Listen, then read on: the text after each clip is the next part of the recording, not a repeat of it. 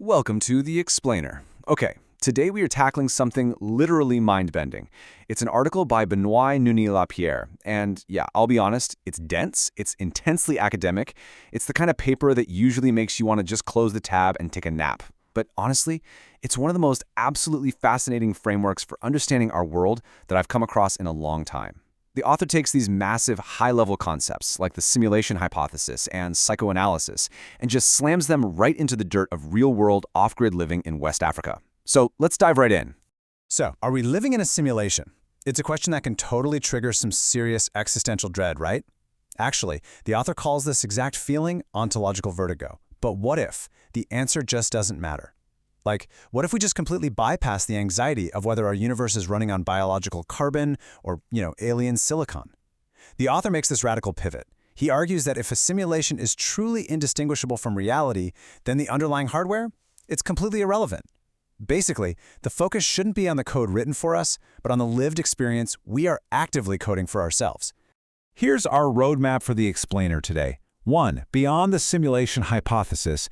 2. The Delta T-squared reality toolkit. 3. Language as a reality code. 4. The Sierra Leone experiment. 5. Tech for the community. And finally 6. Building a new reality. All right, Section 1. Beyond the simulation hypothesis. Rethinking base reality. Let's start by challenging that whole Cartesian anxiety about whether our world is fake. The author actually frames our obsession with the simulation hypothesis as a symptom. He calls it, as I mentioned, ontological vertigo. It's this deep-seated, almost desperate anxiety that requires a demiurge, like a grand programmer or some authority figure existing somewhere above our world, just to validate that what we're experiencing is real. The text argues that this vertigo is really just a hangover from an outdated colonial mindset. A mindset that tells us power and reality have to be handed down from a centralized, top-down authority, instead of being generated from within. Just look at the stark contrast between these two operating systems. On the left, we've got the old system. It's vertical, it's centralized, it runs on colonial and capitalist game mechanics, and it's constantly begging for a base metaphysical guarantor to prove it's actually real. But then, on the right, the author gives us the new system. He calls it Kanemagoran, it's horizontal, it's completely decentralized, self-validating, and totally community-driven. So instead of waiting around for some external simulator to validate our existence, this new system basically says, hey, let's take control of our own reality code. Moving on to Section 2. The Delta T-squared reality toolkit, a cheat code for the simulation. Okay, let's see how this builds into an actual toolkit. Brace yourselves, because the author uses a wildly intimidating name for this, the Double Transversal Transjective Quadratic Model, or DT squared for short. Yeah. Try saying that 3 times fast. But listen, don't look at this as some scary, unapproachable academic theory. It's an empowering toolkit. Think of it like a grid with 4 quadrants. First, you have the material praxeological. That's the physical stuff, your mud bricks and solar panels. Then the ontopoetic. That's your connection to ancestors and deep meaning. Third is the somatory somatic, which is all about treating physical labor as joyful play. And finally, the teletheontological quadrant, which basically means processing the divine signal locally, right where you are, rather than through some massive hierarchy. In this framework, every physical act, like say, digging a well for your family, is simultaneously a practical, poetic, and spiritual act of declaring your own sovereignty. It's pretty amazing. And this brings us to a crucial point, captured in a fantastic neologism the author coined, flatapropulse. So what does that actually mean? It translates to immanent dominionism. Basically, it means power and sovereignty don't drop down from the sky or from a centralized government. Instead, power circulates horizontally. It flows right through the soil, through your kin, the breath you take, and the ledgers you keep. In this new system, power is grown entirely locally, from the ground up. Section 3. Language as a reality code, reprogramming the system. The author firmly believes we can actively rewrite the parameters of our local simulation just by changing the words we use. He introduces this concept called verb forging. Now, this isn't just about making up fun new slang. It's the act of treating words as literal, organic organs. By mashing up different languages, like Mende cosmology, Hellenic roots, and Slavonic liturgy, you create this etymological hybridization. It's a syntax revolution that literally hacks the simulation, because by creating a brand new vocabulary, you stop yourself from being trapped by the linguistic baggage of colonial systems. You are quite literally coding your own reality with your own words. Which leads us to another incredible term, play lo soda. I love this one. It represents the spirit of divine play and communal creation. The author describes it as this joyful, carbonated levity. I mean, think about the heavy burden of daily survival, paying bills, fixing the roof, hauling water. Play-Lo Soda absolutely refuses to let that turn into despair. It transforms the daily grind into a joyful, world-building exercise. You aren't just surviving anymore, you're playing a beautiful game of community creation. Section 4. The Sierra Leone Experiment. Theory meets dirt. Okay, here's the narrative payload of our explainer. Because all of this abstract high-level philosophy, it's actually being lived out, right now, in West Africa. Let's pull this philosophy down to earth. Meet the Koya Dominion.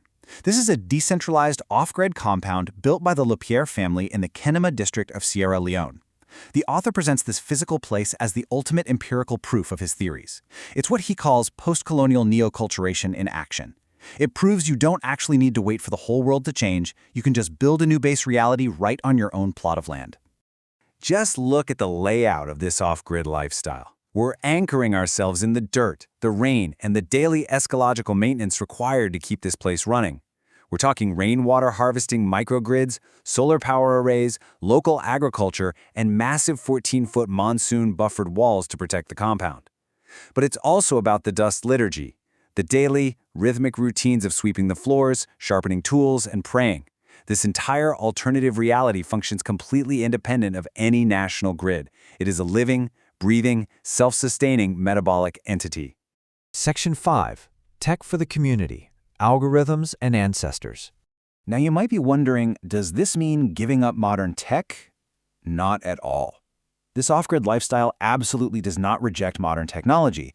It actually braids it together with ancient traditions. Look at the contrast here. Silicon Valley tech is usually all about surveillance, speculative capital, and extraction, right? It takes data and value away from the user. But Katamorgan tech, the kind used in this compound, totally strips those tools of their capitalist baggage. So instead of a surveillance state, you get panopticon benevolence, where the community watches over each other in a caring, mutual way. Instead of speculative crypto, the blockchain becomes a distributed liturgical record used purely to maintain decentralized trust and optimize things for the community. And here's what their actual localized tech stack looks like in practice. They're using frictionless smart hubs for import and export. They use blockchain-secured community ledgers to track resources without needing a central bank. They even use AI to help plan their crop cycles. Labor and harvests are tokenized via smart contracts. You'll literally see a Starlink satellite dish running right alongside traditional palm oil presses. It's this brilliant parallel operating system that honors both the algorithm and the ancestors without any contradiction whatsoever. Section 6. Building a New Reality. Joyful Acceleration. So, how does this incredibly localized experiment in Sierra Leone change our perspective on the future? Well, the author leaves us with this concept called Promethotopia. Normally, a utopia is this flawless, perfect city that, let's be real, never actually arrives. But a Promethotopia, it's emergent, it's adaptive, it is explicitly non-perfectionist. It weaves the spiritual and the material into something you live out right now, smack in the middle of things. It's not about waiting around for a flawless future, it's about the messy, joyful daily maintenance of a system that works today, for your family, on your land. And that brings us to what I think is the absolute most powerful thesis statement from the author. We do not ask if the world is real, we ask if the world is joyful. It just completely overwrites the existential dread of the simulation hypothesis. Because, think about it, if your local reality is sustained by love and labor and community and joy, its realness is undeniable. The quality of your lived experience is literally the only proof of reality you actually need. So, as we wrap up this explainer, I really want to leave you with a provocative thought based on this joyful, Afro-optimist vision of the future. Take a look at your own game mechanics, the rules you follow every day, the words you use, the communities you build. Are you just waiting for some centralized system to validate your existence? Or are you verb forging, playing, and actively coding your own reality? Seriously, think about it. Thanks so much for learning with me today, and I'll catch you in the next explainer.